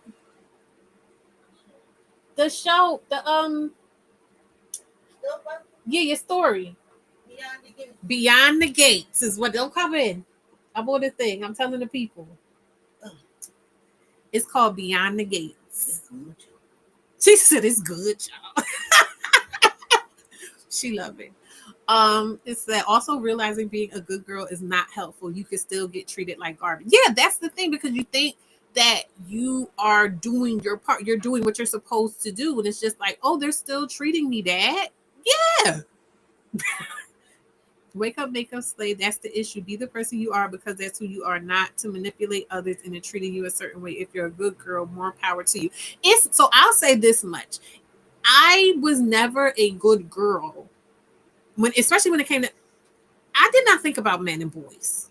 When I was a kid, I was thinking about adventures I was going to have. I was thinking about being a businesswoman. I would like, my life was always in my internal mind, my internal life. It was me. I was center stage of my life. And there may or may not have been a male there for me as a boyfriend or whatever. But this idea of, oh, I'm a good girl, because there is, like I said, those landmines of things, tropes and ideas and stuff that you have, girl next door, this and that and the other. I'm thinking, okay, I'm a good girl. I'm a good girl. I get good grades. I'm not out in the street being crazy. I'm not loud. I'm not aggressive. People like me. I'm personable. All these other things. So to have guys start responding to stuff in me, typically my likability, typically the fact that I'm able to go in rooms and be comfortable and make friends, and those things that men get triggered by in women, that have to do with their insecurity, not because it's anything really wrong with the same thing with DDG. You can see that he clearly has an issue, takes issue with Hallie, and always has taken issue with Hallie's talent, with her connections, with just the trajectory of her life. That wasn't a failing on her part in any way, but he was so bothered by it that he would continuously try to sabotage her every step of the way while still engaging with her romantically. You get what I'm saying? It says, yes, because that was very much a part of my identity and being. So I'm be honest with you, coming from where I came from, the work was easy for me. So I'm just like, oh, I'm a good student. I'm a good girl. Like I said, I don't get in trouble. I don't do anything. I don't make waves. I'm good. I'm eating my shredded wheat with strawberry. Ooh, and sipping La Colombe coffee with coconut creamer. Ooh, did church before, and now with the girlies and the culture. Period. That's what I'm talking about. Yeah, I took it slow this morning. I got up. I did my whole bath ritual thing, washed my hair, blow dried my hair and everything. So I wanted to have fresh vibes. Bring fresh vibes for the thing. But yeah, yes, she's living the life. Okay, so let me get back to my outline.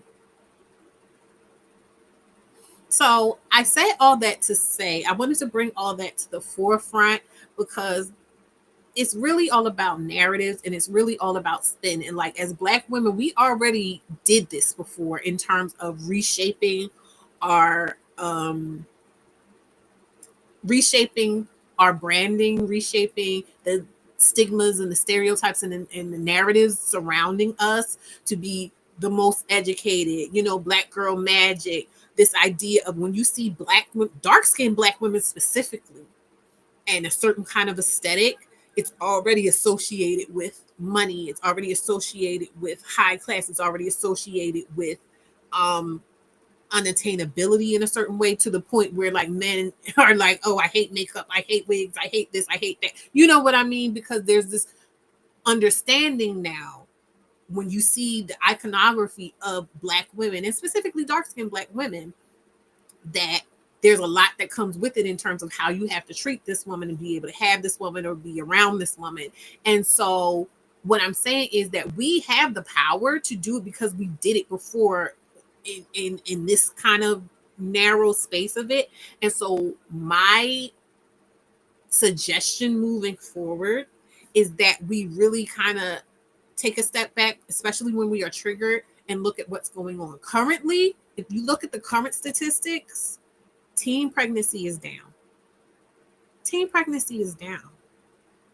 So with all these conversations that are going on, something is happening. More of the women are becoming aware in the way that, like I said, that vulnerable median was so vulnerable because we did not know. Now that we're having these conversations, now that these conversations are becoming more mainstream, more of that information is getting dispersed.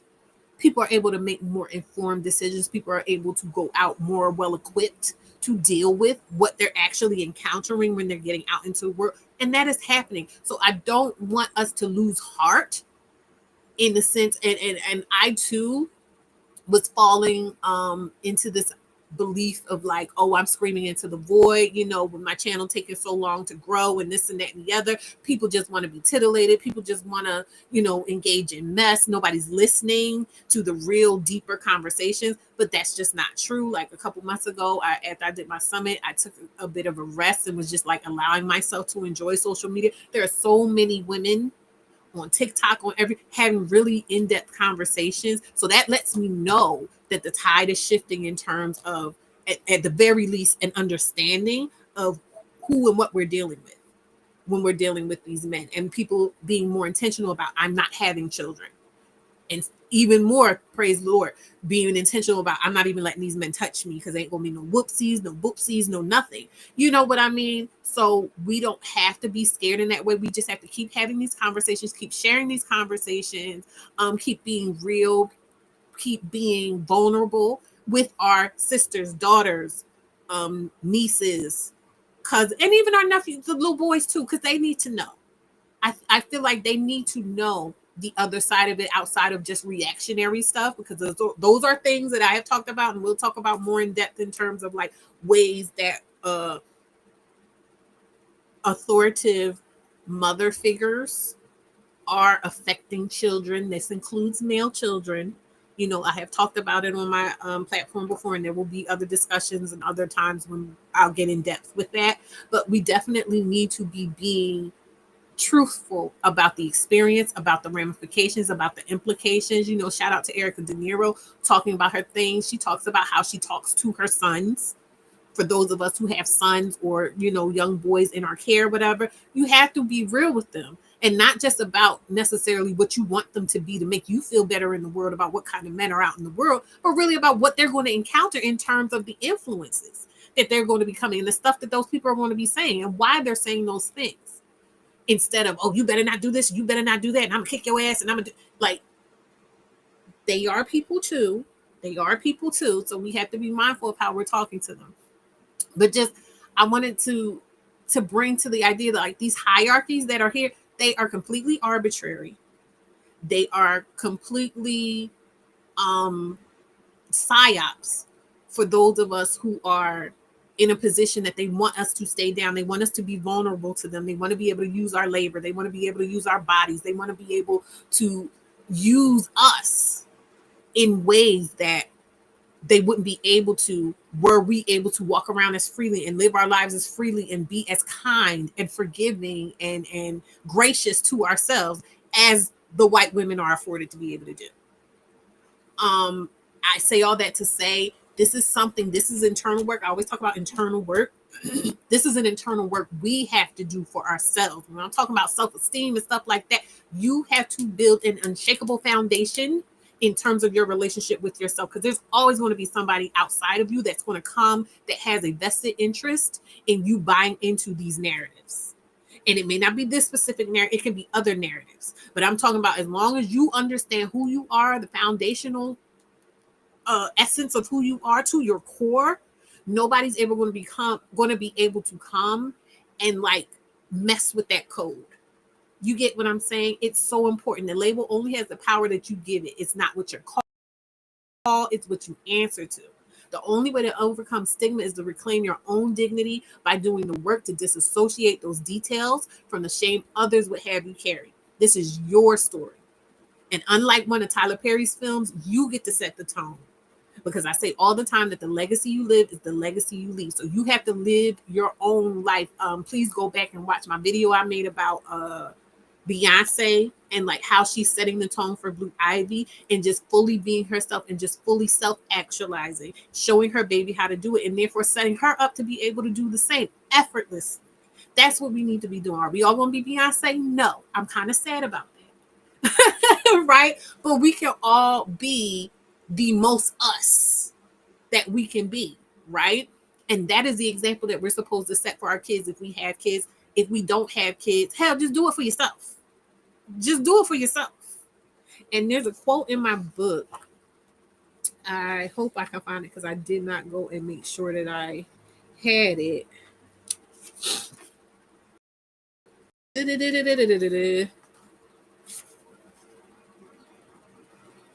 Sorry.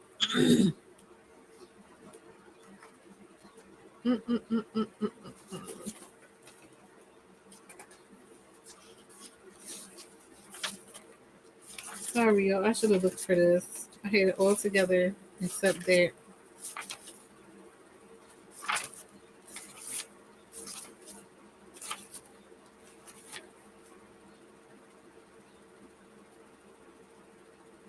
Well, I don't know, but it was something I said in my book about being able to let your child see you at your best. You know what I mean? Like, you want your child to be able to see you at your best. You want your child to be able to see you firing on all cylinders. Because as much as we can think, oh, we just teach our kids, tell our kids what to do, a lot of what they learn about themselves, about us, about people and relationships comes from observation. They're observing us all the time. And so we have to be mindful to be as authentic as possible if we want our kids to be able to live authentically, right? So that is pretty much it. I'm going to go ahead and send this in the chat if anybody wants to come up and talk about anything that we discussed or whatever. Just a hard return.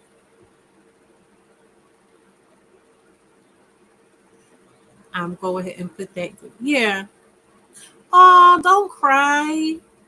No, I mean, but it is really sad. Like, it's so sad that we're going through this. And like, I have been working so hard just within my own self of trying to unpack all of that. You know, like unpack all of that. Even me sitting on my little meager channel with my little messed up bakery. You know, like, it took me so much to get to a point where I was even willing or able to do that. You know what I mean? What's this? Oh, can I get this out of here? Yeah, I can get that out of here. It took me so long. And even now, like, I still struggle sometimes with outside influences of people or outside people trying to influence me to make me feel like, oh, why are you doing that? You shouldn't be doing that. Who do you think you are? Blah, blah, blah, blah, blah. You know what I mean? There's so much, and that stuff, it lives inside of you. It lives inside of you because it's coming from all different angles. It's coming from everywhere. Let's just say, don't you call this channel that? I'm sorry. I don't even know what you what did I call it? I'm so sorry. I didn't mean to. We struggle so much. I struggle so much personally.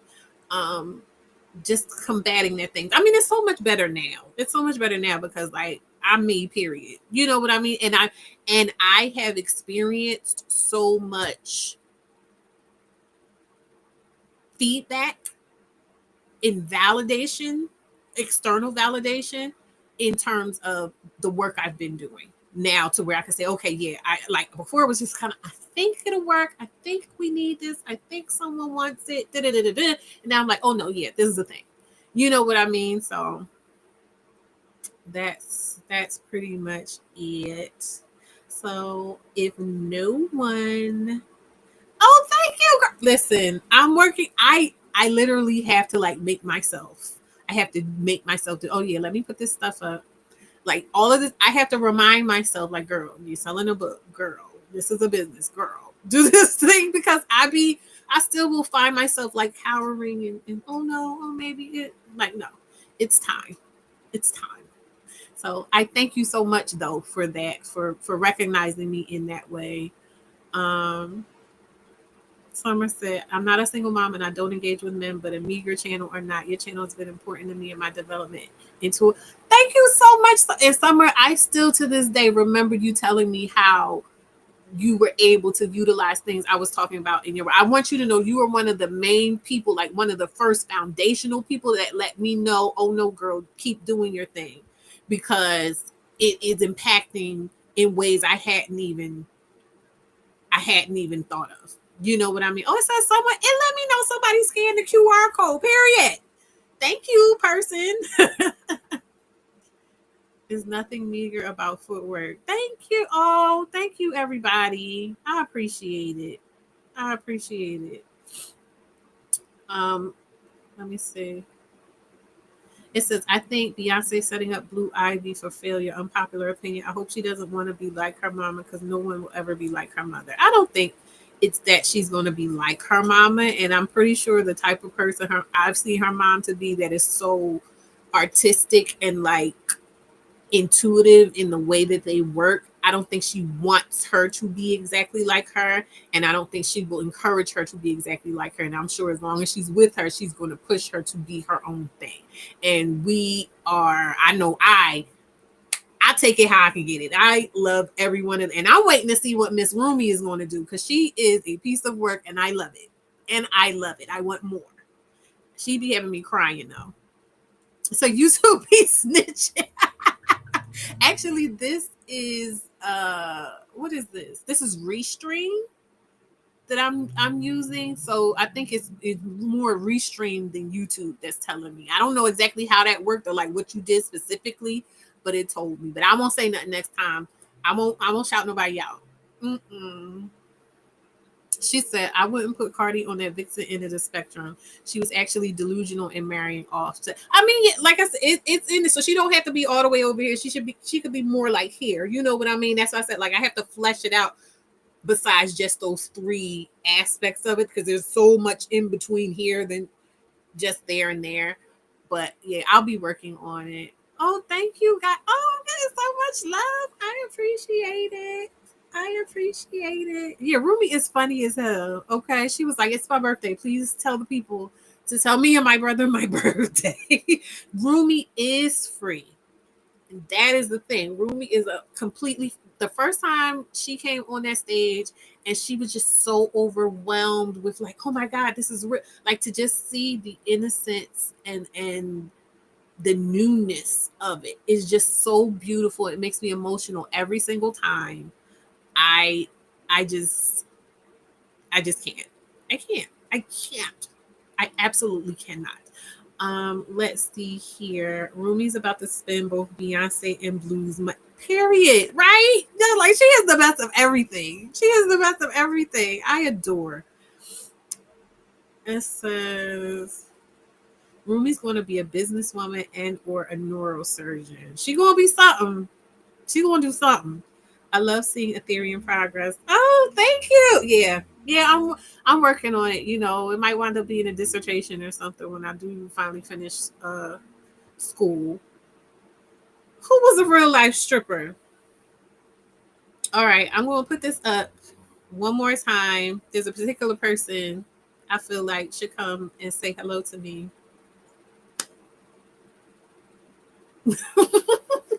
But yeah, it says, so we're gonna see Sir on the next tour. I don't think so. I think he gets to be chill if he want to chill.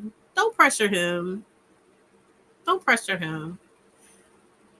Oh yeah, wake up always reminds me because I don't be thinking of this at all. If you want to donate to me, that's wonderful. If you don't, the engagement is enough. Please like, share, and subscribe, you know, so that we can get more of the word out. I have a goal and I'm doing pretty well. We're like almost to 600 subs. I want to be at 1,000 subs by the end of the summer. That's my goal. I think that would be amazing. I'm really excited about it because I know I can do it and I have like so many ideas and stuff like that. But yeah, so I think that's pretty much. She was trotting around. You know, don't be looking. Don't be looking. It says, Sir got to put in work. The girls are working. Leave it alone. Leave him alone. Okay? Leave him alone. Leave that baby alone. He is chilling. Cardi with he got no. Leave him alone so his dad can pour into him. Okay, let his dad pour in the woman. The mom is pouring into the girls, and let his dad pour into him. He's developing his. He just might pop out, and we don't even know what he's doing behind the scenes. Okay, he might be an artist. Maybe he's an artist. Like maybe he's going to paint or something. Oh, thank you so much, Tina. I'm so happy to have you. We have a good time over here. Sir got a daddy. Exactly. He got a daddy for that. Let his dad handle him. Blue Ivy's going to be fine. Blue Ivy has her own branding, and in amongst the fans, she's known as Beyonce. Exactly. Ain't nobody playing with Blue. He's in his Huxian era. Leave him alone. Don't mess with him. He ain't done nothing to nobody. It said, I don't mind Cardi's backstory. Oh, yeah. Her being yeah. That was the thing. Like, she was a stripper. Everybody knew where she was coming from, what was going on. And the thing, this is what bothers me about both Offset and she said, don't let Jay-Z pour it in. Leave them alone. This is what bothered me about both Offset and DDG is that that's his dad. What do you mean? They both were like, oh yeah, she's great, blah blah blah blah blah, you know, whatever at the time. Like I remember Offset being like, oh y'all talking this and that about Cardi saying she don't cook and clean, but like she made me be, and I'm not saying this is good, you should do this or have to do this, but like he was like, oh she's got me taking care of my kids. But you get what I'm saying? Like he was talking about her, the finer points of her personality, you know what I mean, and what drew him to her. And he was saying like she's very family oriented, she's a connector, she's trying to bring us together as a family and they make it cohesive and all that other stuff. So it's just like for him to do, like it's just so the betrayal, the level of betrayal. Oh God, stop, think, reflect. Okay. Said not according to Hooksian theory. Theme is the girls work, Sir chills. Period. Yep. He's relaxing. He's letting his visions flow. Theme is you have to watch Basquiat. You have to watch it. Do we have to watch it again in the Discord? To make sure you sit and watch it, you have to watch it. Let me know who's here that watched it before. Y'all want to watch it again? Because he needs to see. He needs to understand where Jay-Z is coming from. He don't. It says, Sir gonna have his own sneaker and clothing brand soon. She got me taking care of my kids. Right, exactly. As she should, because that's Beyonce. You better. And she still got most of the kids on the stage with her, working with her. Cardi seems like a good mom. Yeah. That's what bothers me, and this is coming from where I'm from. Okay, coming in the women and being around the women, all the baby mamas and stuff like that. A lot of us just be wanting peace. We be wanting peace. We be wanting our kids to feel loved in ways that we weren't loved. You know what I mean? So there's so many good women that are getting raked across the coals because of these hierarchies that people just really at the end of the day are using as an excuse to do what they wanted to do in the first place. Because if y'all don't have to engage with women in this way. If there's good women and bad women, you can just leave these quote unquote bad women alone. So this is just stuff y'all want to do. He said it's up with me and Jay-Z. Okay. All right. And that's fair. It said Jay need to take care of his. Listen to me. Absolutely. I want to see him. He was a cute little boy too. He got to be in his 20s by now. I know. Yes, tomato him. Okay. So it doesn't look like anybody's coming up. Yes, leave him alone. It doesn't look like anybody's coming up. With that, I want to say I hope that you guys picking up what I'm putting down. Yes, it does mean that you're fighting if it's up. And if it's stuck, it's like really, if it's up and stuck, you've taken it there. So with that, I am going to thank you so much for joining me here. This was really important to me. I felt like it was a very important discussion to have. Like I said, if you like Tyler Perry's work, if you like stuff like that, more power to you. It seems like it was entertaining, or it didn't seem like it was a waste of anyone's time in terms of getting the blood flowing. Yes, my book is on Amazon. That's just where I know to do it. I'd rather it wasn't, but that's the most simplest. It was on Amazon before all the nastiness, so that's just where it's going to be. I don't have bandwidth to try to figure out how to do it anywhere. Do you have a weekly time you go live on Sunday? I do not. Sunday, it's the summertime, so I probably could do more lives on Sundays, being that school is over. I used to be like traveling at this time on the day because my daughter. But I will figure out a week. I will figure out a day during the week that works best for me and a time, and I will get back with you guys by next week. And the next time I go live, that will be my time to go live because I've just been kind of winging it. So if you want to, if you could, do I have it there?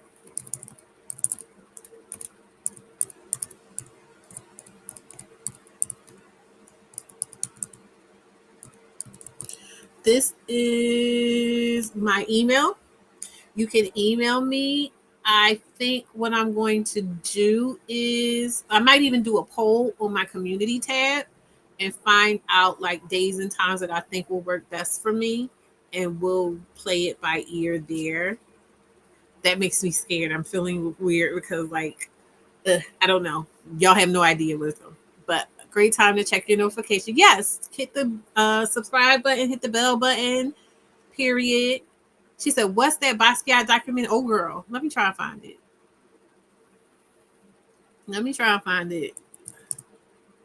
Because we want to not to put there's someone else that we're doing a thing. We're supposed to be doing a live together. I'm not going to put them on the spot, but I kind of I need them to watch it too, because I don't think they were there to watch it, because I'm going to talk about some of that stuff. It's about being an artist and everything. So it's important. So it kind of would be, I think I had put it on my what's the face too before. Maybe not. I don't know. Yeah, this is it. Share. This is you can't find my book. Hold on, babe. Go ahead and you can scan this. That's for the paperback. That's on Amazon, because when you try to look it up on Amazon, it don't fill me because I'm a Black woman too. It's not filling me like that. So that's why I just do the links. Yeah, let me know. Let me see. Oh, did you get here's the Basquiat documentary here in the chat. Hopefully it came to the chat. If not, I'll just put it in the Discord later. Thank you so much, channel. Everybody take care of yourselves. All right. So with that, I'm going to go ahead and end it. I hope you guys have a wonderful, wonderful, wonderful day. Please like, share, subscribe, all the things. And I'm going to go ahead and hit this outro, baby, because it's time to gizzo.